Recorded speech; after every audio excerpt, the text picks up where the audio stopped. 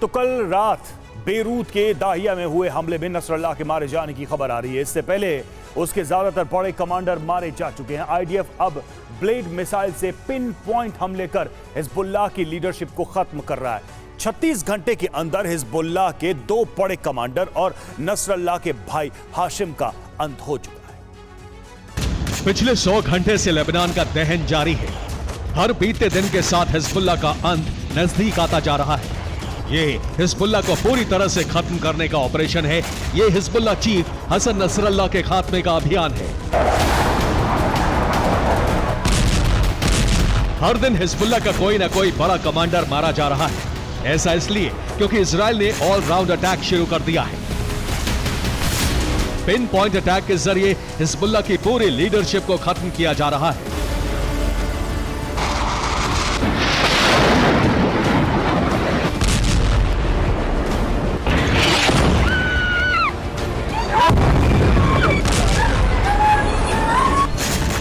चौबीस घंटे के अंदर इजरायली एयरफोर्स ने बेरूत से लेकर पूरे दक्षिणी लेबनान में 300 से ज्यादा एयर स्ट्राइक को अंजाम दिया है। आईडीएफ ने इस दौरान 400 से ज्यादा टारगेट का नामो निशान मिटा दिया। उन इमारतों को तबाह कर दिया जिसमें हिजबुल्लाह के ठिकाने थे। हिजबुल्लाह के हथियार गोदाम तहस नहस कर दिए गए। हिजबुल्लाह के रॉकेट और मिसाइल लॉन्च साइटें मलबा बन गई।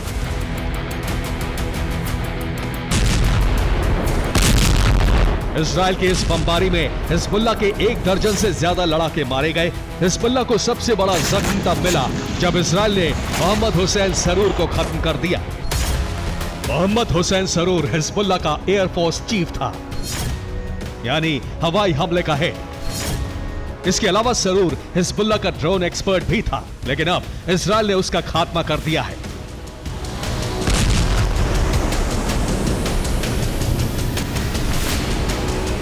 इजरायली इंटेलिजेंस ने सरूर की लोकेशन को ट्रैक किया। उसके बाद आईडीएफ ने बेरूत की उस इमारत को टारगेट किया जिसमें सरूर छिपा हुआ था। बड़े विस्फोट के साथ हिजबुल्लाह का एयरफोर्स चीफ सरूर का भी अंत हो गया।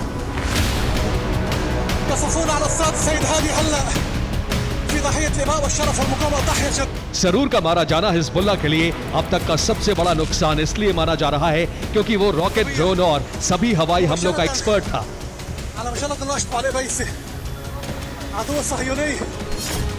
सरूर इतना बड़ा नाम था कि उसे मारने के लिए इजरायली सेना ने बेंजामिन नेतन्याहू से इमरजेंसी ऑर्डर लिया।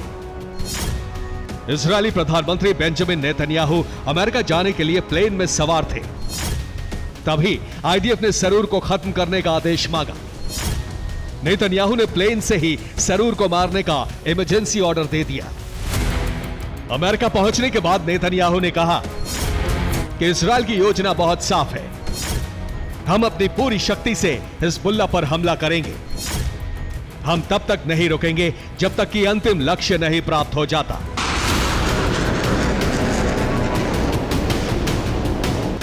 इजरायली सेना को लेबनान में एक और बड़ी कामयाबी मिल गई।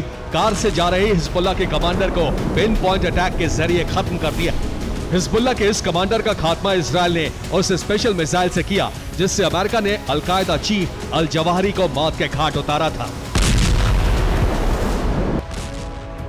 इजराइल की सेना जिस किलर मिसाइल का इस्तेमाल कर हिजबुल्लाह के कमांडर्स का खात्मा कर रही है उसके कई नाम हैं, मसलन AGM-114 R9X, इसके साथ ही हेलफायर R9X, निंजा मिसाइल और स्वॉर्ड बम। इसे ब्लेड मिसाइल भी कहा जाता है जिसका इस्तेमाल बंकर्स को पिन पॉइंट करके हमले में किया जा रहा है। ये अमेरिका की साइलेंट लेकिन बेहद खतरनाक मिसाइल है। ये हवा से जमीन पर गिराई जाती है। R9X मिसाइल में 6 धारदार ब्लेड से लगे होते हैं। ये ब्लेड ही टारगेट को खत्म करते हैं। इस मिसाइल का इस्तेमाल पिन पॉइंट अटैक के लिए किया जाता है। ये मिसाइल टारगेटेड हमला करने में काफी माहिर है, अपने लक्ष्य को भेदने में माहिर है। ये सिर्फ टारगेटेड को ही खत्म करती है, यानी कि जिस टारगेट के लिए इसे फायर किया जाता है उसी को नष्ट करती है। आसपास तबाही नहीं मचाती है, यानी कि प्रिसिजन अटैक है, बिल्कुल अपने लक्ष्य पर ही हमला करती है। क्योंकि इसमें विस्फोटक वॉरहेड नहीं होता है, क्योंकि इससे न तो कोई धमाका होता है न ही धमाके की आवाज आती है। ये वही मिसाइल है जिसका इस्तेमाल कर अमेरिका ने अल जवाहिरी को खत्म किया था।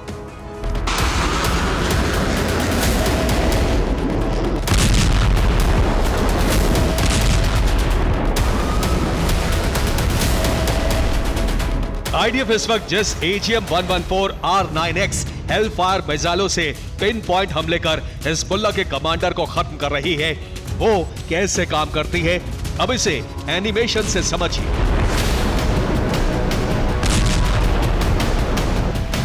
मिसाइल में बारूद की जगह 6 धारदार ब्लेड लगे होते हैं।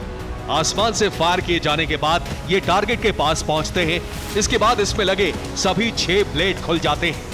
इसके बाद ये टारगेट को हिट करती है। ब्लेड टारगेट को चीरते हुए निकल जाता है। ये मिसाइल उसी शख्स को खत्म करती है जो टारगेट होता है। आसपास बैठे लोगों को खरोच तक नहीं पहुंचती है।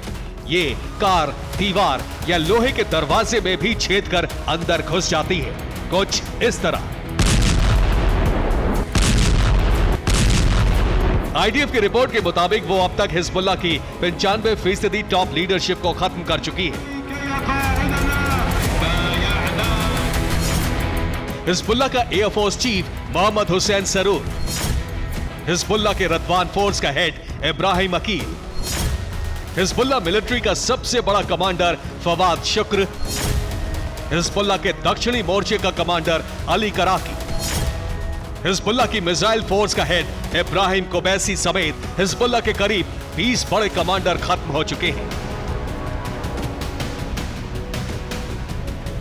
रिपोर्ट्स के मुताबिक अब सिर्फ हिजबुल्लाह चीफ हसन नसरल्लाह ही बचा है, लिहाजा इजरायली सेना ने उसे भी खत्म करने का अभियान लॉन्च कर दिया है। इजरायली इंटेलिजेंस नसरल्लाह की लोकेशन को लगातार ट्रेस कर रही है। आईडीएफ से जुड़े सूत्रों के मुताबिक अकेले और अलग थलग पड़ा नसरल्लाह जान बचाने के लिए लेबनान छोड़ने की तैयारी में है।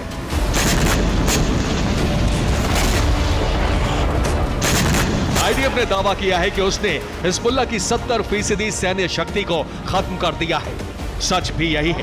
बावजूद इसके इजराइल में रॉकेट हमले कर हिजबुल्लाह खुद को ताकतवर दिखाने की कोशिश कर रहा है। हिजबुल्लाह लगातार उत्तरी इजराइल में रॉकेट की बरसात कर रहा है।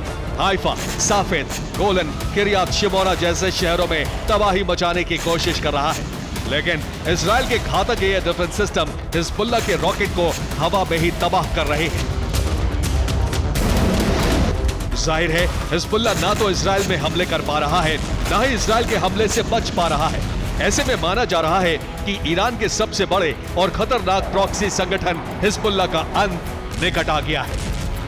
Bureau report, TV9, Bharatvarsh.